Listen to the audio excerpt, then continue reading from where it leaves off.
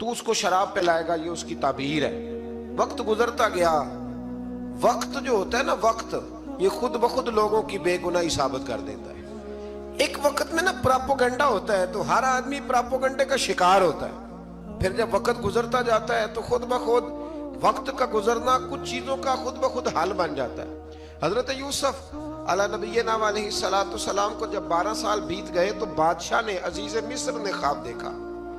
اس نے خواب دیکھا کہ 7 موٹی تازی گائیں دبلی پتلی گائیں کو کھا گئی، اور 7 خشک بالیاں ہیں اور 7 سرسبز و شاداب بالیاں ہیں۔ اپنے وزیر سے کہنے لگا کوئی تعبیر والا بندہ ملے۔ اس نے کہا کہ ایک بندہ ہے جس کی تعبیریں بڑی سچی ہیں۔ کہا وہ کون؟ کہنے لگے جناب یوسف۔ تو قید خانے میں پیغام بھیجا حضرت یوسف کو کہ خواب کی تعبیر بتائیں، تو جناب یوسف نے یہ نہیں کہا پہلے مجھے باہر نکالو، یہ نہیں فرمایا۔ فرمایا تعبیر یہ ہے، یہ جو 7 خشک بالیاں دیکھی ہیں نا، اس کا مطلب ہے کہ 7 سال تنگ دستی رہے گی، اور 7 سرسبز بالیاں دیکھی ہیں تو پھر 7 سال اللہ خوشحالی دے دے گا۔ اور فرمایا یہ جو تم نے گائیں دیکھی ہیں موٹی تازی وہ کھا گئی، فرمایا اس کی تعبیر یہ ہے کہ کوشش کرنا کہ جو تمہارے پاس دن یہ چل رہے ہیں جن میں سرسبز و شاداب ہے کھیتیاں، تو 7 سالوں کے لیے اناج جمع کر لینا، بالیوں کے اندر ہی رہنے دینا، باہر نہ نکالنا، اور پھر اگلے جو خشک سال ہوں گے نا، وہ یہ جو جمع پونجی کی ہوگی نا، اس کی برکت سے وہ 7 سال آسانی سے۔ اس پر ہمارے مفسرین نے لکھا ہے، اس آیت پر صوفیاء اور بزرگ تو کہتے ہیں نا سارا اللہ کے راستے میں دے دو، یہ بھی بات اچھی ہے، لیکن اگر کوئی اپنے بچوں کے لیے آنے والے وقت کے لیے کچھ چیزیں سنبھال کے رکھے تو یہ بھی سورہ یوسف سے ثابت ہے، یہ بھی سورہ یوسف سے، تو یہ بھی کوئی ایسا فعل نہیں ہے جس پر کوئی شخص تنقید کر سکے۔ حضرت یوسف نے جب تعبیر بتائی تو بادشاہ کہنے لگا کہ انہیں باہر نکالو۔ آپ فرمانے لگے میں نہیں نکلتا بھائی۔ آپ کیوں نہیں نکلتے؟ کہنے لگے پہلے اعلان کر کے لوگوں کو بتا کہ میں بے قصور ہوں۔ وہ جو تو نے پراپوگنڈا کیا نا اپنے منہ سے اعلان کر۔ اس نے جناب زلیخا کو بلایا، ان عورتوں کو بلایا، وہ عورتیں ساری سامنے آئیں، انہوں نے گواہی دی کہ یوسف تو بے گناہ ہے۔ پر سال کتنے لگ گئے؟ اللہ اکبر، 12 سال لگ گئے۔ یقین کریں کچھ لوگوں کو یہ ثابت کرنے میں نا کہ میں ٹھیک ہوں، زندگی بیت جاتی ہے، اور میں تمہارا خیر کا ہوں، زندگی بیت جاتی ہے۔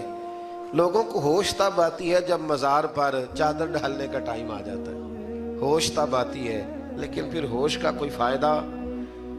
12 سال کے بعد بادشاہ نے ان کو بلایا اور کہنے لگا کہ یہ جو خواب میں نے آپ کو سنایا اب کرنا کیا ہے؟ تو حضرت یوسف کہنے لگے تم سے کچھ بھی نہیں ہوگا، اگر کچھ کرنا ہے تو پھر یہ خزانے کی ذمہ داری میری لگاؤ۔ اگر کوئی قابل آدمی ہو تو وہ آگے بڑھ کے بات کر سکتا ہے۔ یہاں ہر بندہ ہی آگے بڑھ کے کہتا ہے مجھے دے دو ڈیوٹی، لیکن قابل ہو تو وہ آگے بڑھ کے بات کرے اور سمجھے کہ میرے علاوہ کسی کے لیے مشکل ہے تو پھر وہ آگے بڑھے۔ حضرت یوسف نے جب کہا تو انہوں نے آپ کو وزیر خزانہ بنا دیا۔ پھر ایک وقت آیا کہ وہ عزیز مصر ہی بن گئے، قحط پڑ گیا۔ جب مصر میں قحط پڑا تو دائیں بائیں بھی قحط پڑا۔ کنعان کے آپ رہنے والے تھے، وہاں بھی قحط پڑا۔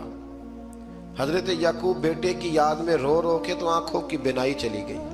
اور یارو باپ بھی بڑا ہی پیار کرتا ہے، بڑا ہی پیار کرتا ہے، بڑا ہی پتہ ہے۔ باقی تمہیں تحفے دیتے ہیں، باقی تم سے محبت کرتے ہیں، تو باپ تو بیٹے کو اپنی جوانی دے دیتا ہے، اپنی جوانی اپنے بیٹے کے نام کر دیتا ہے۔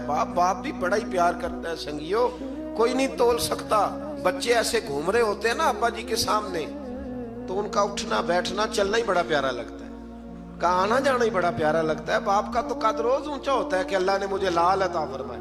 حضرت یعقوب کی آنکھوں کی بینائی چلی گئی رو رو کے۔ بھائی حضرت یوسف کے جب قحط پڑا تو انہیں پتا چلا کہ ایک واحد شہر مصر ہے جہاں گندم سٹاک ہے، کیونکہ حضرت یوسف کو پتا تھا، خواب بادشاہ دیکھ چکا تھا، تو آپ نے مال 7 سالوں کے لیے جمع کر لیا۔ اب بھائی آئے، اللہ اکبر، دشمن سامنے نظر آئے، مخالف حاسد، تو پھر انسان ٹھہرا رہے اور انسان کمزور نہ ہو، طاقتور ہو، اتنا طاقتور ہو کہ حکمران ہی بن گیا ہو۔